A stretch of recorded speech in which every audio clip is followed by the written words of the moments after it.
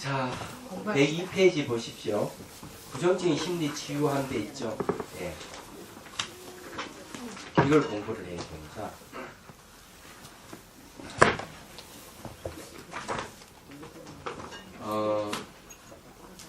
이 자비손이 어떤 역할을 하는가 하면은 시 안 하세요? 예? 아, 시 해야지. 기다리고 있어요. 아, 그렇군요. 죄송. 시한수 옳파하겠습니다. 90페이지 보면은 손님 끝난 자리 쓸쓸하고 하는 구절이 있어요. 제가 한번 읽어볼게요. 자양 속에 향기 없고 향 없는 속에 자양 거역하네. 참맛 속에 맛없고 맛없는 곳 속에 참만 아네. 손님 끝난 자리 쓸쓸하고 주인 홀로 자양 참맛에 취해 시간 가는 줄 모르니 텅 빈 방안 달빛 거덕하네. 자, 이게 자연 속에 향기가 없는 것은 자연 속에 그 향기를 찾아도 찾을 수 없다는 얘기예요. 그런데 찾을 수 없는 그 속에 향기가 나니 참 묘하죠. 그래서 향 없는 속에 자연이 거역하다 한 거고요. 참 뭐 속에는 맛을 찾아보면은 맛이라는 어떤 실제성을 찾을 수가 없어. 근데 맛없는 그 속에 맛이 나니 참 희한한 일이죠. 근데 맛없는 곳에 참 맛이 난다 이렇게 한 거예요. 근데 여기에는 이제 이 그 두 단에는 어떤 뜻이 있는가 하면은 있다 없다 하는 이 잘못된 견해에서 벗어난 걸 얘기합니다. 이렇게 우리는 잘못하면은 이건 있다, 이건 없다 이 단정을 하지만은 사실은 그런 건 아니고 내재하는 것이 없는지 비어 있을 뿐이지 비어 있다고 해서 아무것도 없다는 얘기는 아니에요. 그래서 원인과 조건이 만나면 항상 이렇게 생기고 사라진다는 것을 의미한 거예요. 그 다음에 그렇게 알면은 지혜입니다. 그래서 손님 떠난 자리 쓸쓸하고 손님은 누구냐 하면 바로 번뇌예요. 번뇌가 사라지면 썰하죠. 고요합니다. 근데 주인 홀로 가는 거는 깨어있는 의식을 얘기하죠. 그래서 자양 참맛이 지혜 시간 가는 줄 모르니 하는 거는 번뇌가 없기 때문에 시간을 초월해버리는 거예요. 이게. 그런데 이제 텅 빈 방은 달빛 거덕하다고 하는 거는 텅 빈 속에서 바로 지혜의 달빛이 확 차 있는 거예요. 마치 허공에 텅 비어 있지만 햇빛이 비치는 것 똑같은 거예요. 이런 걸 뭐라 하는가 하면은 그 상적 상조라고 합니다. 중앙 객관이 고요한 것은 뭔가에 텅 빈 걸 얘기하고 햇빛이 비치는 것은 주객이 같이 비치는 상조를 얘기하듯이 여기도 마찬가지. 텅 빈 방안이라 하는 안과 밖이 텅 비어 있으면서도 깨어있는 그 지혜가 있다, 거덕하다는 얘기. 그런 뜻이에요. 됐죠? 네. 아, 시 한 수 읊고 나니 좀 마음이 좀 편안해지네.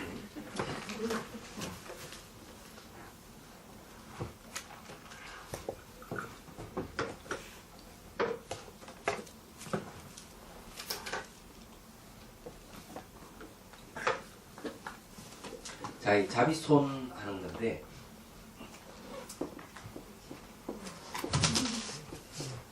오늘 실습할 시간인데. 네? 실습. 저번에 하지 않았어요. 실습 안 했다고? 예. 그럼 이거 좀 하다가 실습하지. 자비손 하는 게 부정적인 심리 치유하는데 아주 중요한 역할을 해요. 그래서 이제 부정적인 심리 치료라 하는 말을 쓰고 있습니다. 그래 이게 이제 치유하는 효과는 뭔가 하면 여기에 자비락 하는 데 있어요. 이 자비락 하는 게 아주 중요한 역할을 하는데 이 자비가 손을 통해서 작용을 하는 겁니다. 그래서 이 두 가지 역할이 각각 달라요. 이 손의 역할은 속에 있는 것, 속에 있는 것이 겉으로 드러나도록 하는 거죠. 겉으로 드러나도록 하는 게 손의 역할이에요. 왜냐하면 손은 바로 접촉의 그 매개 역할을 하기 때문에 그래요. 무엇이든지 접촉하게 되면은 항상 뭐가 일어나게 돼 있습니다. 근데 자비손을 몸에 대면은 뭔가 마음에 저장된 정보가 올라오게 돼 있어요. 근데 이 올라온 것을 갖다가 치유하는 것은 바로 자비예요. 그래서 이게 이제 접촉이 얼만큼 중요하냐는 거죠. 이 접촉이 사랑이 될 수도 있고 폭력이 될 수도 있어요. 이런 데 명심을 하시고 사람들이 이제 손을 꽉 쥐고 있는 사람 옆에 지나가지 않습니다. 그렇죠? 쥐고 있는 사람 손을 펴야 되죠. 펴고 있는 건 아무렇지도 않아요. 그래서 이 부처님 수인도 보면은 이렇게 펴고 있습니다. 이렇게 이게 시무예인이라는 거죠. 펴고 있다 하는 게 아주 중요해요. 예, 베푸는 걸 얘기합니다. 그리고 그 시무예인이라는 거는 그 시작하는 베푼다는 거죠. 무예락하는 건 두려움이 없다는 거죠. 두려움이 없는 걸 베푸는 모습을 손을 펴고 있는 거예요. 또 착각해가지고 너 나한테 저게 잃었으니까 돈 내놔 안 놓으면 이거 축구밤 줘 이런 식으로 해석하는 사람이 있는데 그렇게 하면 곤란하고 예수님 재림하면 때린대요. 예수님이 재림하시면은 당 때린대요. 아이고 기다린대요. 네. 그래도 손을 펴고 있다는 거는 그런 뜻을 가지고 있다. 그죠?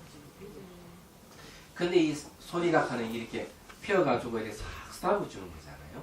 근데 스타브 주면 속이 다 드러나는 겁니다. 특히 이제 어떤 게 많이 드러나는가 하면은 대개 우리가 속박에는 두 가지 속박이 있거든요. 하나는 상박이 있고요. 이 상박을 이렇게 써나? 상박. 비슷하네. 하나는, 그 다음에 하나는 추중박이에요. 추중박.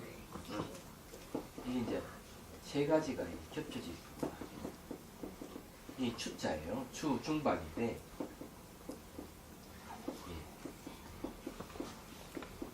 이 추중박이라고 하는 거는 아주 거치고 무거운 속박이에요. 상박은 눈앞에 있는 대상이 속박당하는 거예요.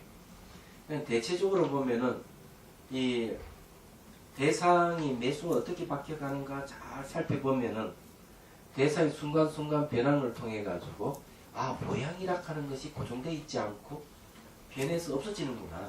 내가 소유할 수 없다고 알면은 대상으로부터 내가 속박에서 벗어나요. 그래서 사라지는 것을 통해서 사라진 것 다시 되돌아오지 않는다는 사실. 이 물질적인 현상이나 정신 현상이 다 똑같아요. 그게 정멸이라는 말을 표현합니다. 문각경에는 그걸 통해서 내가 집착이 없어지고 마음의 고요함과 기쁨이 생겨요. 그러면은 근데 이거는 이 상박은 없애기 쉽지만 추중박은 참 어렵다.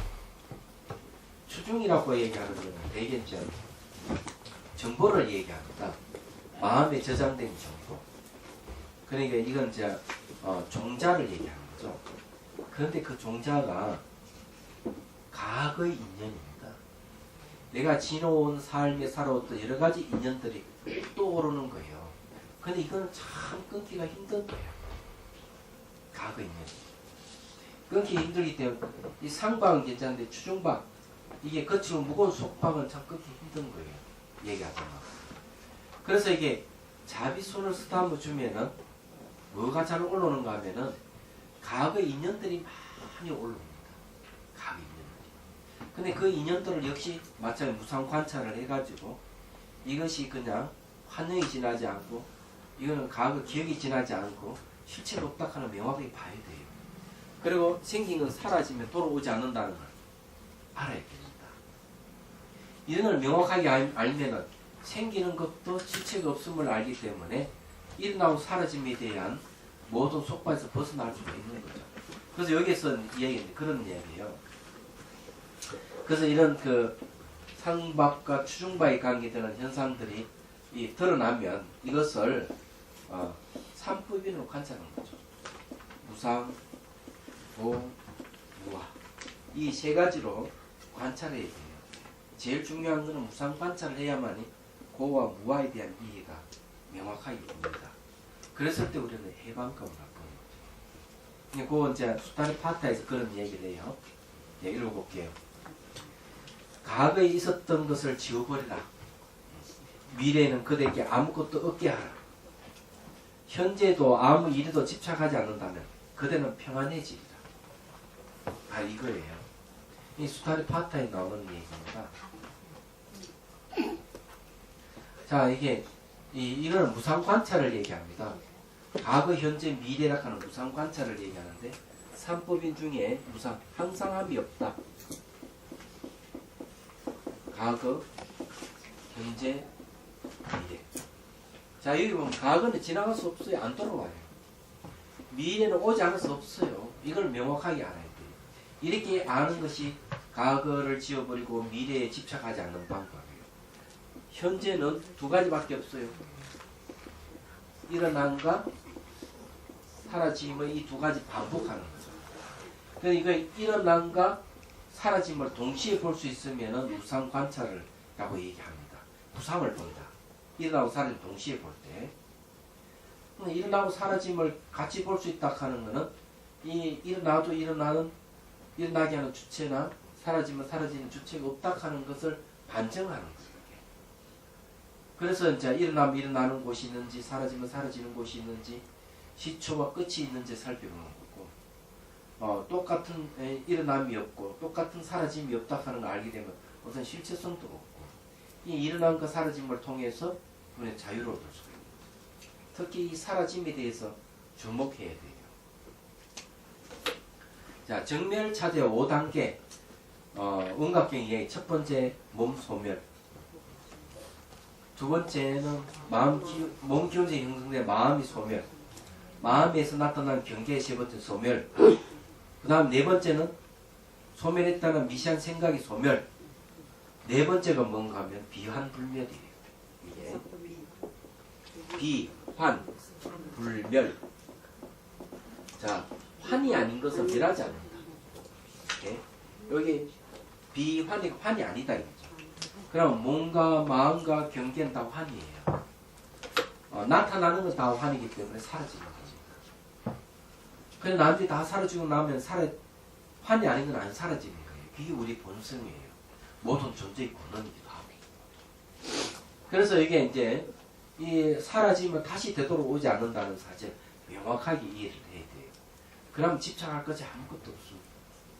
설사 옆에 친척이 죽는다든지 부모 형제가 죽는다 하더라도 눈물을 흘리지 않게 되는 경지에 가는 거죠.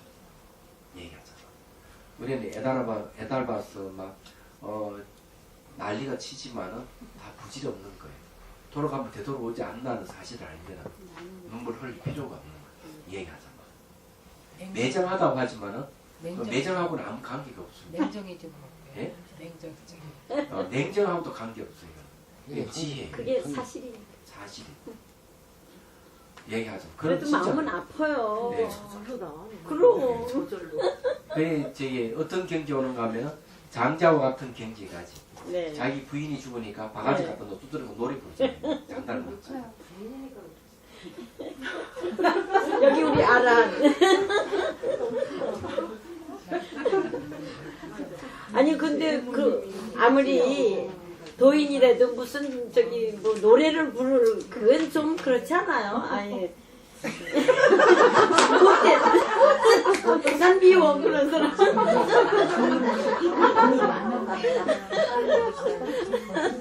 그래 그만큼 사람의 애착이 강하다는 거죠. 진실을 알게 되면 거기에 대해서 감정이 안 일어나. 글쎄 말이에요. 그런 거죠. 그래 이제 왜 그러냐면은 결국 비환불멸이기 때문에 죽는 사람 또는 죽은 사람도 그 본성은 사실은 살아있는 사람 본성과 똑같습니다. 공성이에요. 비환불멸이에요. 그 모습만 죽음의 모습을 보일 뿐이에요. 근데 무엇을 밝히 뭐가 있느냐. 그렇죠. 그렇잖아요. 이게 냉정이라든지 하고 아무 관계가 없는 거, 무정하다 하는 거 아무 관계가 없습니다. 그렇잖아요. 그런 거예요. 마음을 좋은 곳으로 가라. 예? 마음을 좋은 곳으로 가라고. 좋은 거, 원래 가는 것도 없고 하는 것도 없는데 그 자리에. 그럼. 기뻐야 지내요? 지잖아요. 예. 그래 그렇죠. 우리는 중생들에게만 필요한 것이지. 예. 어저께 법문 들었잖아. 기도하는 거. 침해 사자에 보면 바로도 중음을 읽다가 마지막에 받는 게 저기 그러니까 거기는 미한 불면 본성을 찾기 위해서 바로도에 대한 설명을 하는 거예요. 예. 다른 이유가 있는 게 아니라 우리 그렇지 못해서 그 벗어나자 하고 이 공부를 하는 이게 거예요. 확실하게 예. 일성을 가지고. 그런 거예요. 그러니까 특히 이렇게 사람들은 소유하고 내 가짐으로써 행복감을 느끼 기쁨을 느끼지만 그거 오래지 않잖아요. 네, 맞아요. 금방 지나가잖아요. 네. 그렇지만은 순간순간 사라지고서 돌아오지 않는 걸 알면은 그것을 느끼는 고요함과 기쁨 이것이 최상의 얘기하잖아요. 행복감을 느끼는 거죠. 아, 그러니까 무소유를 이야기하는 이유가 그거예요. 네. 무소유. 얻을 바가 없는 걸 깨닫는다 이랬어요. 깨달은 내용이 무소유예요. 그걸 명확하게 알면은 이 버리는 즐거움, 기쁨이 생깁니다. 사라짐으로써 오는 행복감도 맛보게 됩니다. 굉장히 역설적이죠, 그죠? 세상 얘기하는 거 많이 다른 거예요, 이게. 그 낙이 우리가 느끼는 낙하고 다른 거죠. 다르죠. 네. 얘기하자면 진짜 다른 거예요. 그러니까 저게 뭐고 가려고 하는 사람 붙들지 마세요. 잘 네. 가라고 이렇게. 맞아요. 그뭘 붙들어요. 잘 가라고. 스님 저 화두는 본성을 찾으려고 하는 겁니까? 예, 본성을 찾으려고. 그럼요. 화두. 본성을 찾는 방법 중에 하나예요. 아 그래요. 그 화두를 들고 있는 목적은 본성을 찾기 위해서네요. 그렇죠. 화두 자체가 본성이에요. 아 그럼 본성이라는 게 그럼 있다고 보네요. 네? 본성이 있다고. 본성이 이제 있다고 사람 찾지만은 네. 사실은 있다고도 틀린 거예요. 없다고도 틀린 거예요. 그러면 미리 그걸 학습을 해야 돼요. 그게 이제 비판적 사유가 필요한 거예요. 그래 확고하게 이거는 화두락 하는 건 있다고 해도 틀렸고 없다고 하는 건 틀렸다고 알면 내가 체험해야 되겠다 하는 거예요. 마음에 들어서죠. 있다고 하면 왜 틀렸느냐? 세상은 있음으로써 존재하는 게 아무것도 없기 때문에. 없다고 하면 왜 틀렸느냐? 계속 바뀌어가면서도 없어지는 게 아니기 때문에. 근데 그러면 그게 그 부처님 가르침하고는 부합이 되는 얘기입니까? 화두 자체 공성을 얘기해요. 부처님 가르침이 어느 대목하고 관계가 되나요? 금방 얘기했잖아요. 화두 공성을 얘기해요. 부처님이 직접 공성을 얘기한 일은 없죠. 그건 불교가 아니죠. 아니요, 공성이라고 말은 한 일은 없죠. 그건 불교가 아니다. 아니요, 그러니까 나중에 이거를 공성으로 해석을 해서 우리가 이해를 하는 거지 공성이라고 얘기한 일은 없죠. 그래서 화두락 하는 건 그 부처님 당시에 생긴 게 아니에요. 그러니까요. 그거는 이제 그 네 가지 사상을 수철해 알아야만 화두락 하는 말 왜 나온지를 알 수가 있어요. 반약, 유식, 네. 열애장, 하음 네 가지를 알아야 돼요. 네 가지 알아야만 화두락 하는 것 제대로 이해합니다. 화두의 배경은 그 네 가지가 깔려 있어요. 봤나 유티리자? 그래서 열애장이라든가 뭐 이런 거는 그러니까 무시할 수는 없겠지만 부처님 가르침하고는 그렇게 딱 부합되는 건 아니죠. 아니, 그 사람이 공부가 미진하다는 뜻이지. 그래요? 화두락하는 말 자체가 말과 생각을 떠났다는 얘기. 말을 떠나는 것은 새끼 이선정에서 말을 떠나요. 심행처멸을 해가지고 심식을 떠나는 것은 멸진정에서 떠나요. 다 얘기를 하고 있죠. 그런 걸 간단하게 화두라는 말을 쓰는 거예요. 근데 이해가 부족하신 거죠. 그 뭔가 그러니까 사람의 그 뭐에 뭔가 있다는 것을 자꾸 그거 말하자면 그냥 딱 놓지 말고 뭔가를 집착하기 때문에 뭐 열애장이니 뭐 공성이니 하고 그런 거 아닙니까? 그래 생각하면 안 돼요. 권성이니 뭐니 그런 거 아니에요? 있다고 생각하는 건 아직까지 공부를 안 했다는 거예요. 공부를 철저히 해보면은 이거는 중도 공성을 얘기하는 것이지 있다는 것도 아니고 없다는 것도 아니라 하는 거예요. 상당히 왜냐면요, 이게 제가 그 불교 공부를 한 지는 그렇게 오래되지는 않았지만, 그러니까 말하자면, 일관되질 않아요. 제가 그게 상당히 혼란이 됩니다. 예를 들어서 강목스님 있죠?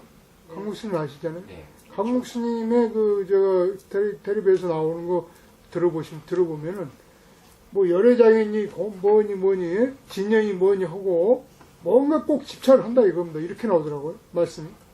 그러니까 그 대승불교 공부를 좀 제대로 하시면 그런 얘기죠. 그러니까 강목스님은 초기 불교에 맞으면 그러니까 그건 너무 내에 있으면 그런 거죠. 왜냐하면 거기에만 집착하니까 불교는 시대에 따라 발전해 가는 거예요. 그러니까 예. 또 강목스님 교리가 같은 발전해 가기 때문에 예.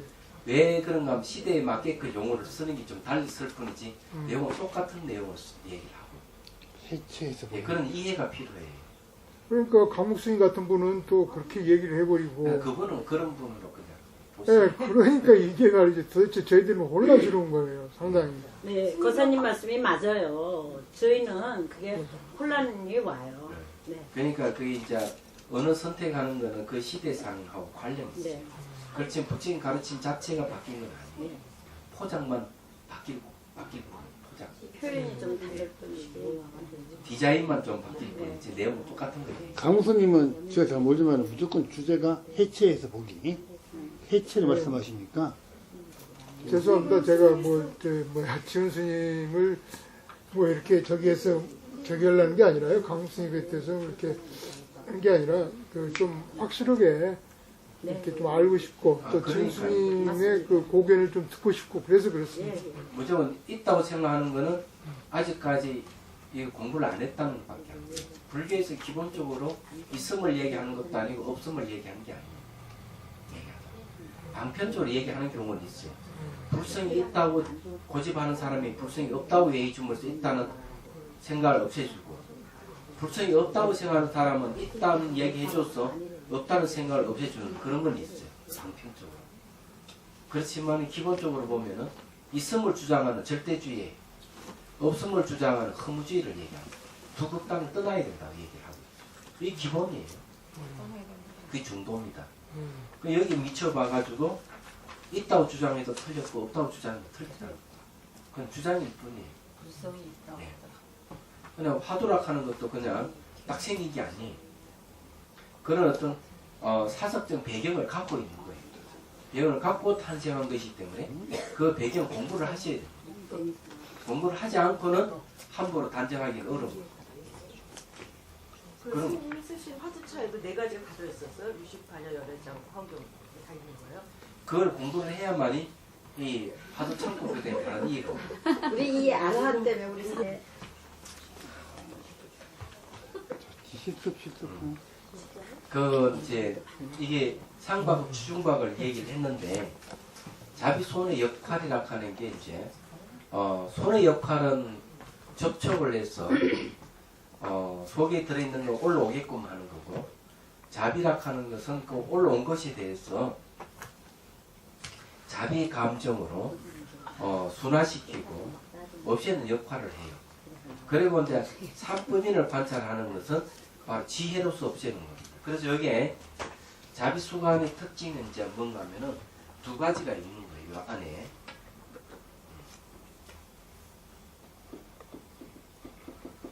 이 자비손 하면은 하나는 자비 감정이죠.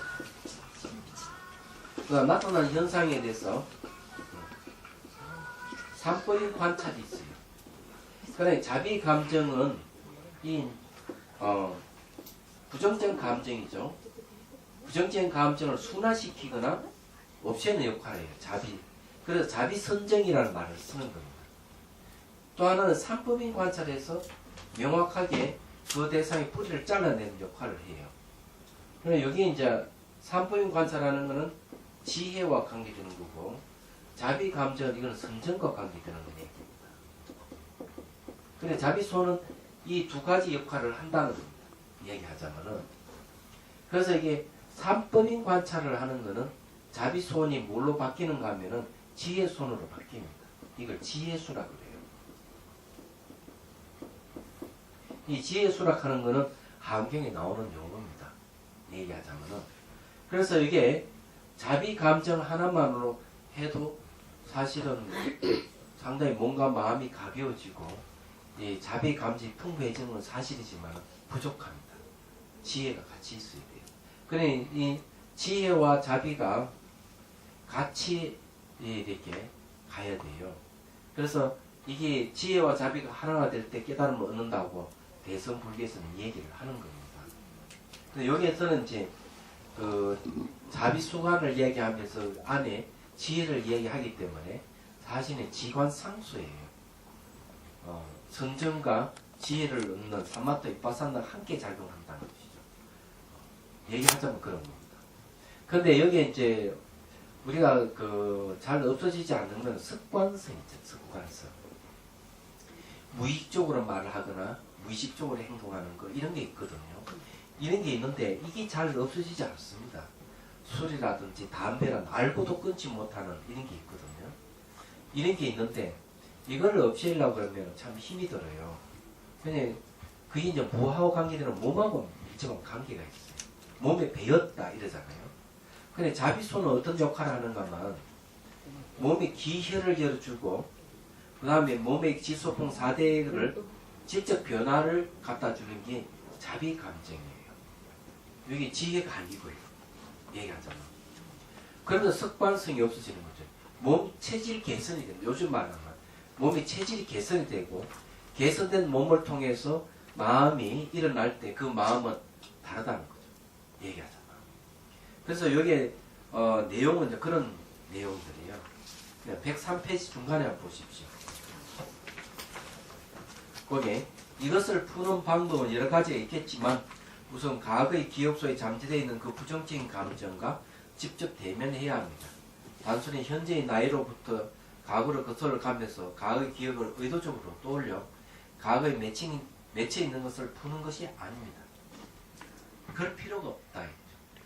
과거를 가가지고 딱 끄집어내가지고 어떻게 할 필요가 없는 거예요. 얘기하잖아. 자비손을 몸에 접촉하면 감각기관과 털구멍을 통해 가까이 느낌과 생각이 일어나고, 그죠? 요거는요, 능가경에 나오는 얘기입니다. 거기에, 57번 주에 보면요, 능가경 근 2에 보면, 대해여 만일, 안식의 시각입니다. 안식이 알른마리를 일으키면, 일체 몸의 부분이 감각기관과 털구멍에서도 일시로, 전식이 나는 것이 거울 속에 어떤 물상이 일시로 나타난 것 같다. 또한 인연을 따라서 차례로 나는 것도 있느니라. 전식이라고 얘기하는 건 뭔가 하면은 이 시각, 청각, 후각, 미각, 촉각, 의식, 말라식까지 전부 전식이에요. 이 전환돼서 마음이 일어난다. 말하자면. 그래서 이게 이 감각기관 구멍에서도 이렇게 마음이 막 솟아서 나오는 거예요. 그 무슨 말 이해가 되시죠? 예. 근데 이게 자비손이 몸에 딱 접촉하게 되면은 감정, 생각, 기억, 뭐 영상 별게 다 올라오는 겁니다. 그래서 요 이야기를 하는 거예요. 그 감각의 저절로 과거의 기억이 영상으로 나타납니다. 나타나는 현상 가운데 각각의 동물과 식물의 모습이 나타나기도 합니다. 심지어 전생의 모습도 나타납니다. 몸에서 일어나는 감각의 모습은 바로 모두 기운의 현상인데 이를 통해 과거의 기억과 현재의 번뇌가 일어나기 때문입니다. 이건 중요한 건 뭔가 하면 감각이에요. 이 감각을 어떻게 보느냐 하면 고통의 원인으로 봅니다. 자, 요거는요, 그때 한번 얘기를 했는데, 관찰 대상을 우리가 신수신법이라고 하잖아요. 신수신법이라고 합니다. 요 배대를 치면은요, 어떻게 되면은 이렇게 됩니다. 도, 집, 멸, 도. 사성제에 배대를 쳐요. 이 신수신포는 3년처잖아요. 네. 4년처인데, 요거는 그 고지멸도 사성제는 잘 알다시피 사성제란 말이에요. 안 그래요? 사성제인데, 요거 잘 보면 감각은 고지멸도 사성제 집에 속합니다. 집은 뭔가 하면은 고통의 원인이에요. 고통의 원인입니다. 이렇게 배대체 신부의 누가 원효선님께서 중분별 논소에 얘기를 하고 있어요. 그 실제로 우리는 이 세상을 볼 때 시각이나 청각이나 이런 감각을 통해서 이 세상을 본단 말이에요. 보기 때문에 왜곡되는 거예요. 감각이 왜 왜곡되는가 하면은 감각 자체가 순수하지 않다는 거죠. 예. 감각이 네 개의 영향을 받아요. 의식의 영향을 받지, 말레식 자의식 영향을 받지, 아리아식 영향을 받지, 마지막으로 과거 경험, 정자의 영향을 받아요. 그래서 감각은 순수한 게 아니에요. 그래서 이런 감각을 통해서 뭐가 일어나? 영상이 일어나고 선악의 개념이 발생하고 그러는 겁니다. 그래서 이게 영수경에서 감각 관찰을 매우 중요시 여기는 이유가 그거예요. 감각이 매수 어떻게 바뀌어가나 부상 관찰하라 하는 이유도 여기에 있는 겁니다. 그리고 여기에 이제 내용은 그런 겁니다. 이게 자비손을 싹 쌓으면은 이 촉감이잖아요. 이 촉감을 통해서 모든 다 올라옵니다. 얘기하자면은. 근데 요 내용이 이제 그런 얘기입니다. 그게요, 스님. 이 몸이 경험한 거는 절대로 안 잊어버린대요. 그렇죠. 네, 마음은, 아니, 기억하는 거는 오히려 잊어버리는 것도 있지만, 몸은 자기가 이렇게 했던 경험은요, 절대로 안 잊어버려요. 훈련. 네, 예. 그래가지고 이게 네. 어느 때 그게 나온대요. 그러니까 우리 그렇죠. 명상 안 해도 그게 그런 결과가 나오는데, 명상하면 5주 잘 나오죠. 잘 나오죠. 예. 근데 몸은 말이죠. 네. 왜 중요한가 하면은 이 아리아식이 만들었기 때문에 아리아식이라 하는 무의식하고 몸하고는 딱 그냥 연결돼 있어요. 하나. 아리아식으로 만들어져. 그렇게 해심일경이 뭘 얘기하는가 하면은 아리아식이 육체를 만들고 육체 속에 육체를 의지하고 있다. 이렇게. 그렇기 때문에 일체적으로 다 통하게 되는 거죠.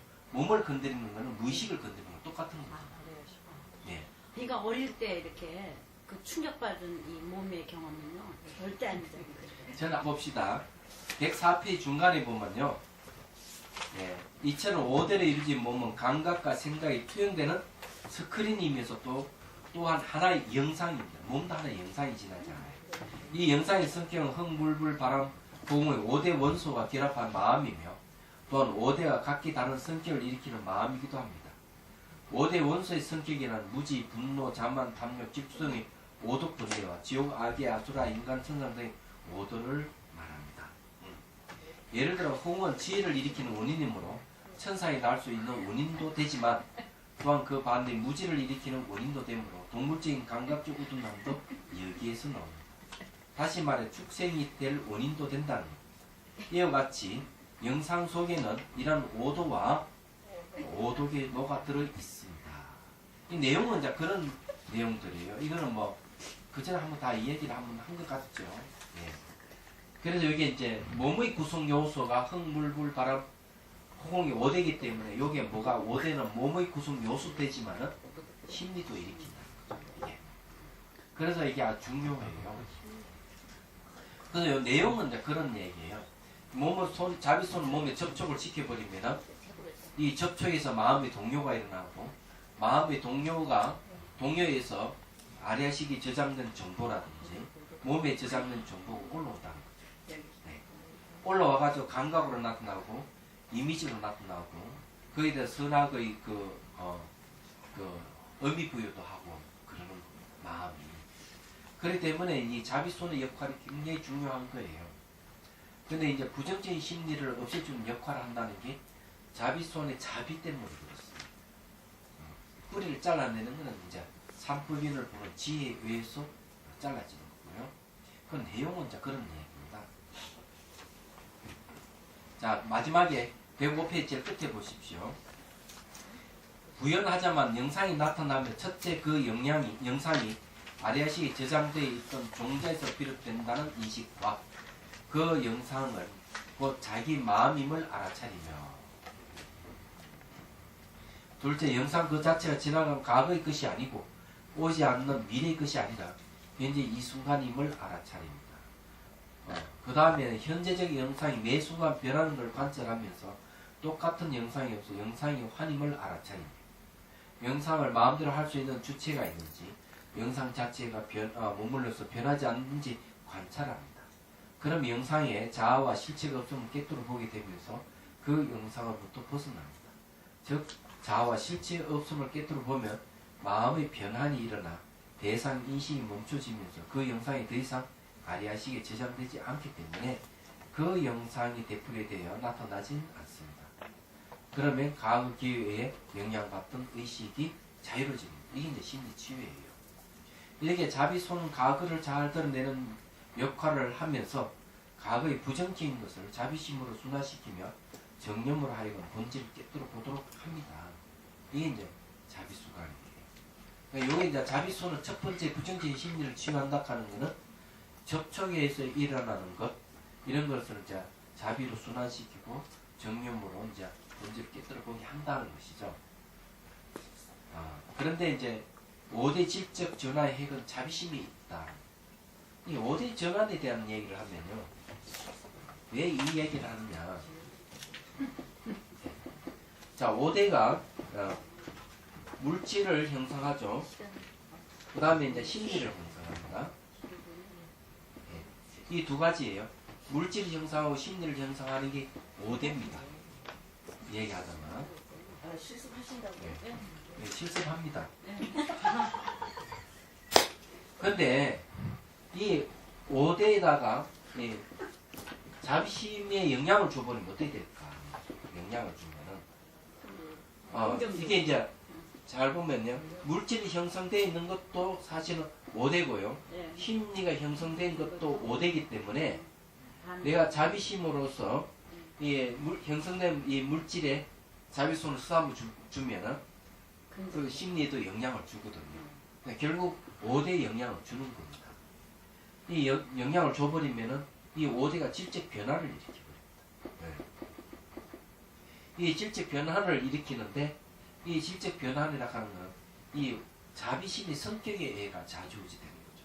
그래서 이게 몸이 재편이 되고 심리가 긍정적으로 바뀌어버려요. 이게 자비수관의 원리예요. 매우 과학적인 방법입니다. 이 방법이. 몸이 좋아지는 것도 결국 긍정적인 거죠. 그렇죠. 네. 좋아지니까. 예. 그 동물이나 식물적 요소 나타난다고 했는데 가장 많이 나타나는 뱀 형상이 많이 나타나요. 정말 희한한 일이죠. 원래가 뱀해잖아요. 근데 왜 뱀을 12지에 넣었는지 저는 그게 궁금해요. 지혜와 관계있습니다. 그게 지혜가 지혜와 관계되는데 하여튼 그 동물적 요소 중에 뱀이 제일 많이 나타난다. 네. 심리 현상이에요. 뱀이 가장 부정적인 영향을 뜻이야. 부정적인 것도 있고 긍정적인 것도 있어요. 예. 하여튼 그 다음에 이제 동물적인 식물적인 요소도 있어. 그 외에도 멧돼지도 있고 참새도 있고 뭐 별것 다 있어요. 얼마나 그냥 뭐 별것 다 나타나는데 그분이 갖고 있는 정보죠. 네. 심리 현상이고. 이거는 다음에 얘기하고. 시간에 허공수 지지난 시간에 허공수 했습니다. 그럼 자비 면환수를 하죠. 네, 다시. 자, 허리를 쭉 펴고 깊이 치십시오. 자, 숨을 들이쉬고 내쉽니다. 내쉴 때 힘을 쭉 빼십시오. 다시 들으시고 내쉬고 허리를 척경 고추 세우시고. 자, 가슴에서 연꽃 봉우리가 쭉 솟아서 정수리에 연꽃이 활짝 피는 걸 연상하십시오. 그리고 그 속에 간신보살님 쭉 올라와서 자정하는 모습을 상상합니다.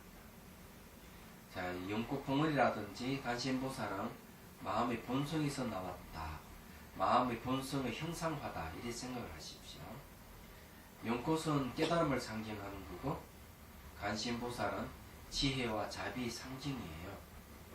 예. 자, 간신보살님께서 손뼉을 치면서 아주 좋아하시는 모습을 연상하시고 자비손으로 정수리부터 쭉 삼아주는 걸 연상하십시오. 본인이 이제 자비 감정을 가지셔야 돼요. 간신보살님은 바로 이 본성의 현상화이기 때문에 그렇습니다. 자, 정수를 쓰담고 아주 부드러운 감정을 갖고요. 시선도 부드러운 시선을 가지십시오. 그래서 정수를 쓰담아 주십시오. 둥글게나 좌우나 그리고 어머니가 아기를 쓰담아 주듯이 부드럽게 쓰담아 주세요. 그 다음에 이마, 눈, 눈썹을 쓰담아 주시고요.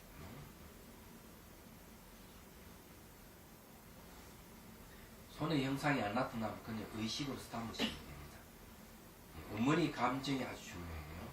간신보살님의 손으로 쓰담 때 어머니 감정을 갖고 쓰담으시라는 거예요. 자, 그 다음에 귀를 쓰담아 주시고 귀 뒤쪽 뒷머리를 쓰담아 주십시오.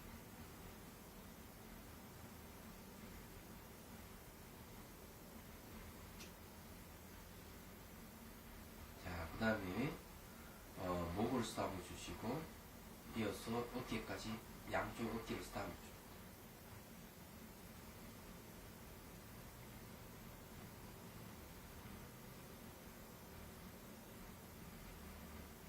자, 다시 어깨, 목, 뒷머리 순서로 올라옵니다.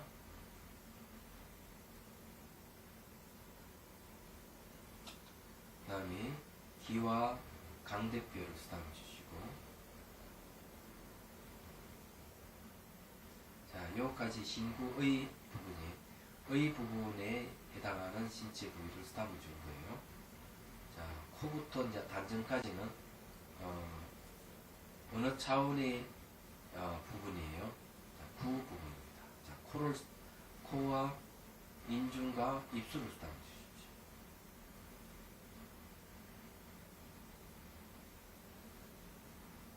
부드러운 감정을 갖고 부드럽게 쓰담아 주시기 됩니다. 만약에 잘 이제 관찰을 하시려면은 그런 감정을 갖고 쓰담 때 대상이 어떻게 바뀌어가는가 하고 같이 지켜보는 게 좋습니다. 이게 무상 관찰이에요. 자, 인중을 쌓고 입술을 쌓고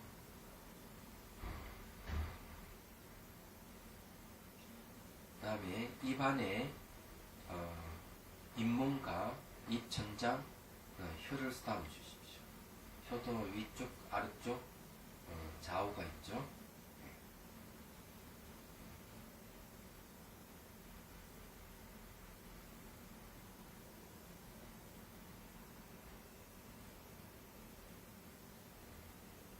자, 다시 입술과 턱, 그 다음에 목을 쓰담아 줍니다. 어머니가 아기를 쓰담듯이 부드럽게 쓰담아 주십시오. 부드러운 감정이 자비의 감정이에요. 다시 목에서 가슴, 명치, 그리고 배꼽 이렇게 부드럽게 쓰담아 내려갑니다.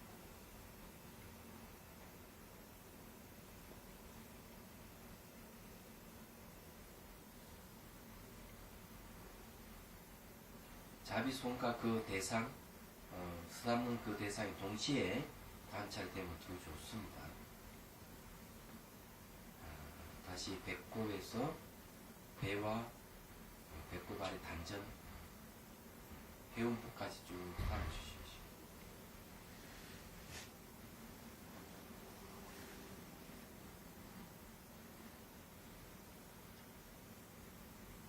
자, 오른쪽 허벅지부터 해서 무릎과 정강이 장단지, 그 다음에 발목, 발등까지 쭉 한번 내려갑니다.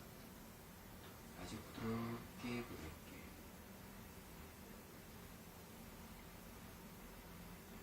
서로 차례 반복을 하십시오.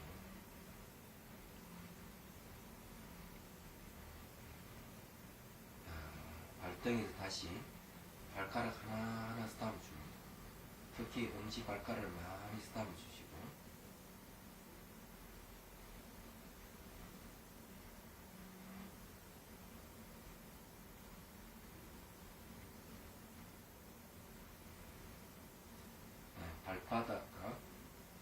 뒤꿈치, 발목을 쓰다듬어 주십시오.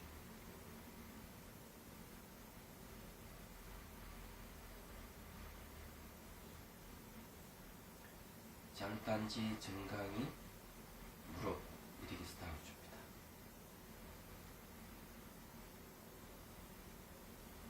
특히 무릎을 많이 쓰다듬어 주셔야 돼요. 자, 허벅지를 쓰다듬고 오른쪽 엉덩이에서 왼쪽 엉덩이 쪽으로 쌓으면서 이동합니다.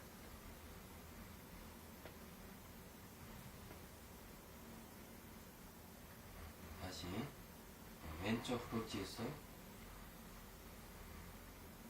무릎을 지나서 장단지, 정강이, 발등까지 쭉 쌓아 내려갑니다.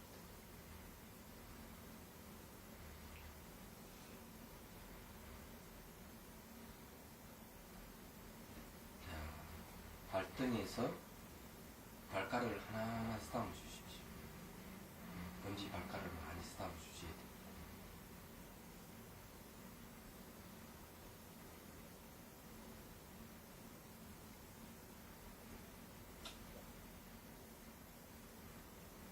자, 발바닥, 뒤꿈치, 발목을 쓰다듬어 주십시오.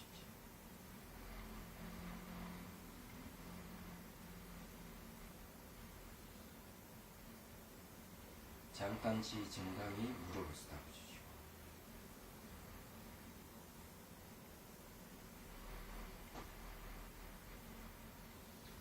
자비손을 댈 때마다 이렇게 형태가 변형이 일어나면은 아주 집중이 좋은 거예요.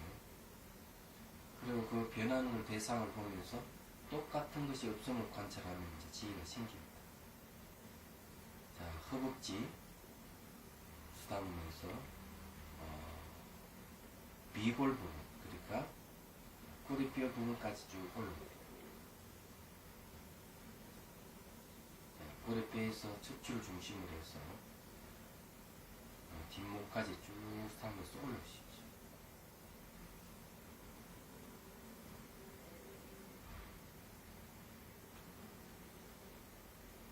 다시 쭉 내려갔다가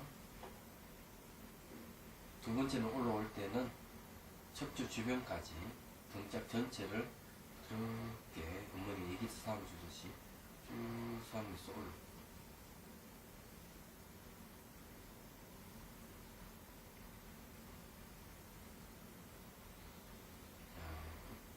오른쪽 어깨에서 겨드랑이를 쓰다듬고 그 밑으로 쭉 허리까지 쓰다듬어 내려갔다가 올라.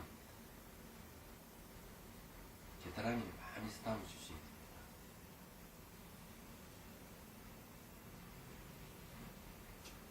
왼쪽에 오른쪽 어깨부터 발등까지 발등에 손등까지 쭉 쓰다듬어서 내려갑니다.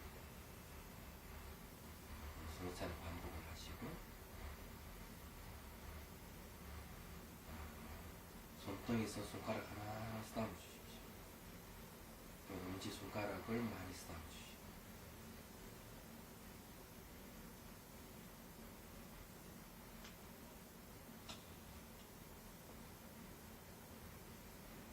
손바닥, 손목, 관절 부위를 많이 쓰다듬어 주셔야 돼요. 관절 부위는 신구의 중 신체 부분에 속하는 부분이에요. 자, 손목, 그 다음에 팔꿈치, 어깨 쪽 부분.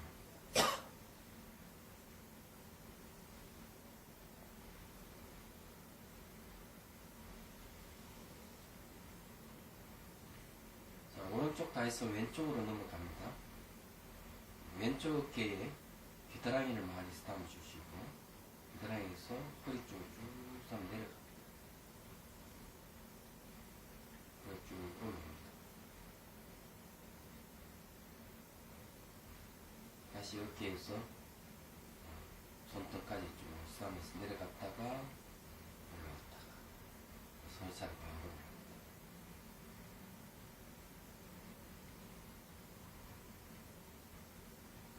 손가락 하나하나 쓰다듬어 주시고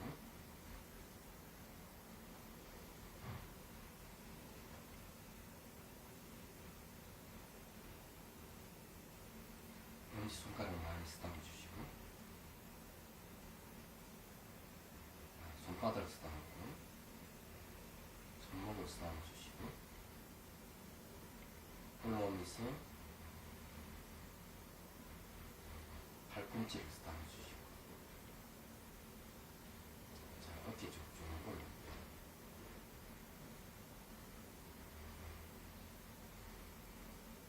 어깨 쭉 와서 다시 뒷머리를 쓰다듬어주시고 귀를 쓰다듬어주시고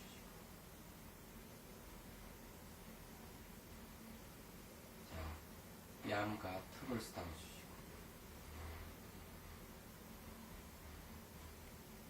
자 입술, 코, 눈, 이마 차례로 쓰다듬어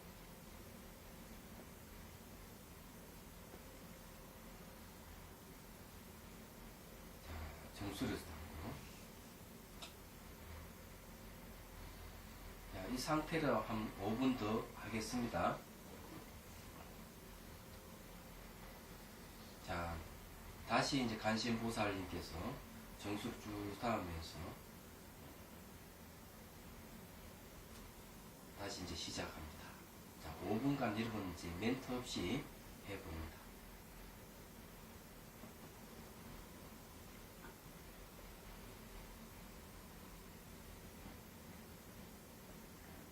멘트는 좀 빨리 했지만은 여러분들이 성량이 맞게끔 천천히 하셔도 돼요.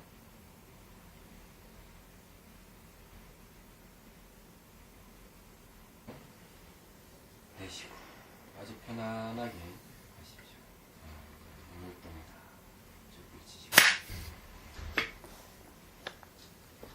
네, 시간은 초보는 10분이면 돼요. 좀 잘 되면 20분을 느리고 그 다음 잘 되면 40분까지 느리시면 돼요. 그렇게 잘 되면 1시간 1시간 단위로 이렇게 하면 돼요. 그래서 보통 한 40분 단위로 하면 충분하고요. 초보자는 10분 10분이 자주 하는 게 좋습니다. 그리고 처음에는 이렇게 자비 감정을 갖고서 담지만은 여유가 되면 그 다음에는 이 스타움에서 일어나는 현상을 잘 이렇게 지켜보는 데까지 가요. 지켜보게 되면 이제 그 변화를 잘 볼 수가 있습니다. 이 무상 관찰을 이제 할 수가 있어요. 근데 사실은 무상 관찰 하기 전에 몸이 사라져 버리는 경우도 있죠. 얘기하자면.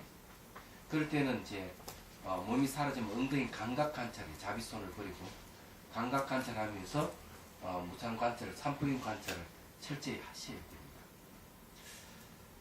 뭐 혹시 체험한 바가 있으면 질문하실 됩니다. 궁금한 점.